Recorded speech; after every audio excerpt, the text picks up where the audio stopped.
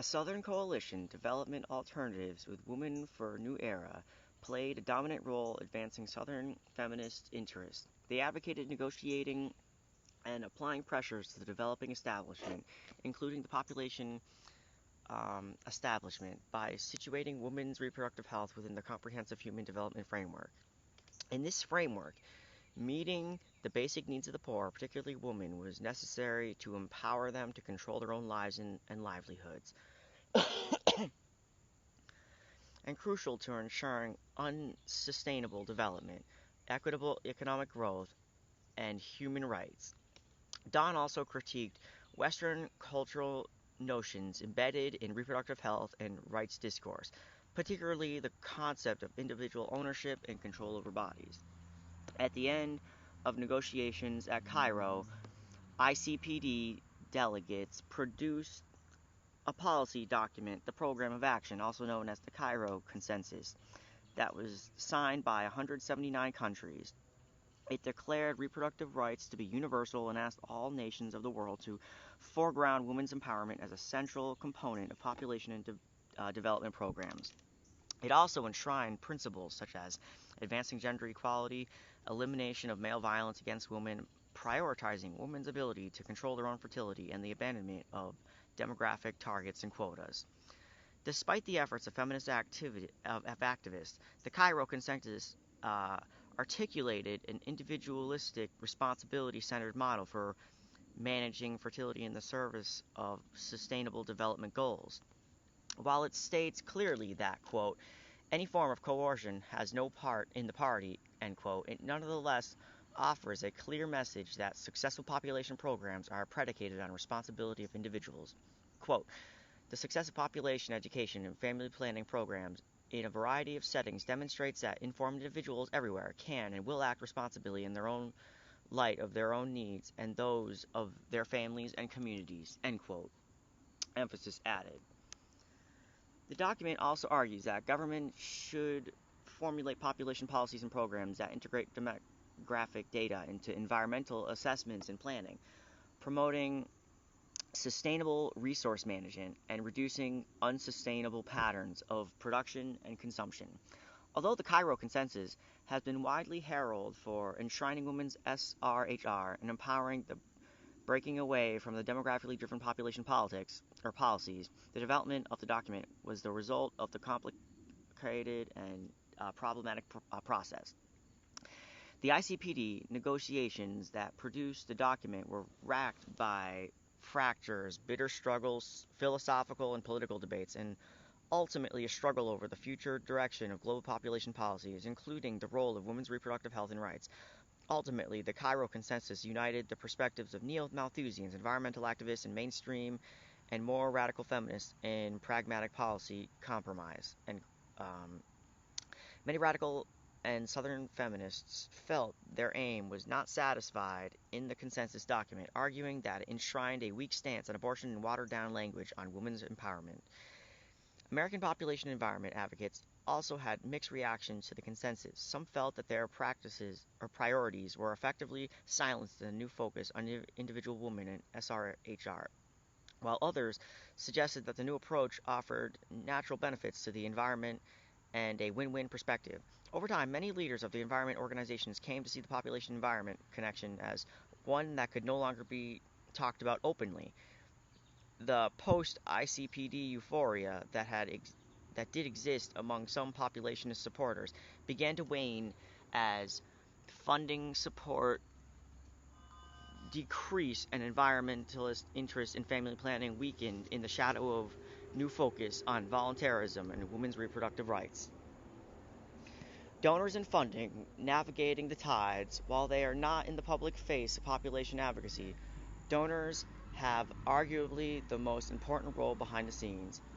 Foreign assistance for family planning and other development programs is funded on the basis of key program sectors: Global South, environment, democracy, not often cross funding streams, or not often cross, yeah, they don't often cross, okay.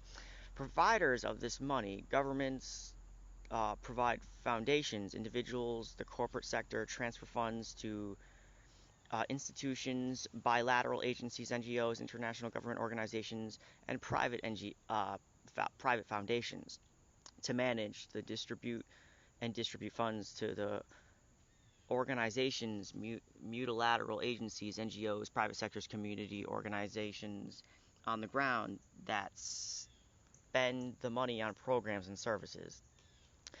Within sectors, global health, for example, donors allocate funds for different programs, family planning / reproductive health, HIV/AIDS, non-transmissible diseases, nutrition, malaria, etc. Depending on the funding source, the intra-sector allocation for a particular area of development work can fluctuate significantly, making the issue that was once well-resourced suddenly impoverished, sending its funders scrambling for resources. This has been the case for American government-led funding for international family planning, which has been stagnant for decades after reaching its zenith in the mid-1990s. For years, U.S. government-led foreign aid has been subject to, quote, a global crisis model in which issues deemed crisis mobilize significant attention and garner disproportionate resources relative to other issued areas. This happens within global health when the immediacy of crisis thinking about overpopulation dissipated after the Cairo conference. Attention and funding priorities turned to global AIDS, prevention, and treatment. Many in the population sector have been seeking to restore populations to its former funding prominence within. Oh, hold on. Sorry, the sunlight was in my way. Many of the population sector has been seeking to restore population to its former funding prominence within global health ever since. Several former donors from the Office of Population Health and Nutrition in the U.S. Agency for International Development wrote in 2008 a report advocating for more public resources to be allocated for international family planning. Describing an, quote, enormous pent-up and growing unmet need for family planning, end quote. The report cites, quote, mistaken perceptions of declining global population growth, diversion and funding to HIV/AIDS programs, and a general lack of awareness of the family planning and economic development as reasons for funding declines. As of fiscal year 2017, U.S. government allocations for international family planning were at 607 million, a figure that has fluctuated but largely stagnated over the years since 1994. While the report does not mention that the Cairo consensus and the resulting turn toward women's health rights and empowerment as a reason for funding declines, some donors have privately stated that the conference agreement was a cause of funding cuts to international family planning budgets. In an interview, one former USAID population program donor stated, quote, there's been a decline in family planning funds since the Cairo conference. What happened at Cairo was that there was a focus on women's welfare and reproductive health and less emphasis on population development and population environment, for better or for worse.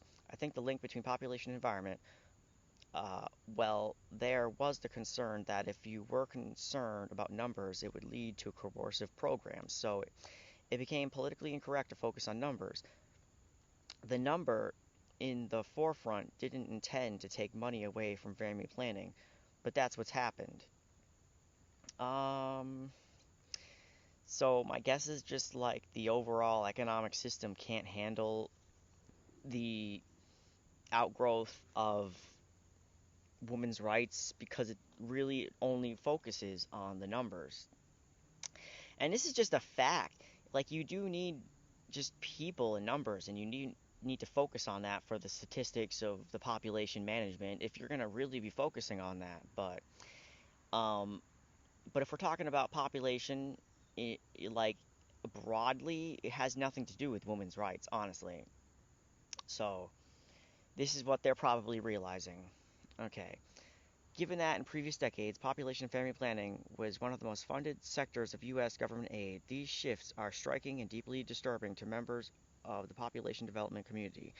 The state of international uncertainty about the future of program funding fuels a sense of urgency among those who see new advocacy strategies and narratives as crucial protecting the sector in which they have made their careers.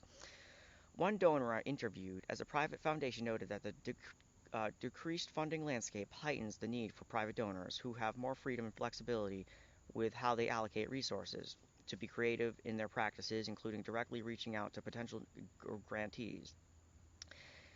Yet this process is not without its frustrations. Quote, some funders offer a lot of money to nonprofit and ask that they do this work. Nonprofit organizations take the idea of connections between population and environment, but I don't really get behind it. This really works. The ownership is still with the funder. End quote. Some donors see the emphasis on Cairo-led language, specifically emphasizing women's reproductive rights and empowerment as increasingly necessary to avoid controversy and appeal to a wider audience, even though the process often feels experimental, uncertain, as the same private donor lamented, quote, we're still in a kindergarten when it comes to finding the connections, frameworks, models, and prototypes that might actually move things forward. All right. The donors I spoke to agreed on one strategy in particular, strengthening the scientific basis linking population growth or climate change and other environmental problems. During interviews, donors and grantees often spoke appreciatively about the role of science in minimizing controversy, arguing that if the broader public, and particularly legislators, were more scientifically literate, they would no longer see population as a controversial issue. One former USAID donor spoke passionately on the subject. Quote, the general scientific literacy of the American people is important. We have climate change deniers who get as much credibility as climate scientists. So I think the weakness of our system to use science and to set up policy, an overarching issue is emotion and policies more so than the clear thinking based on our best science. End quote. Well, obviously, everybody's voting on their feet, essentially. People are doing their own thing. Obviously, they're not thinking of population. This is just a fact. Even if there are facts, like cold logic facts, that you should approach population through some way to, like, to make it healthier or whatever. Like, it's just people aren't going to be swayed by this on a greater scale,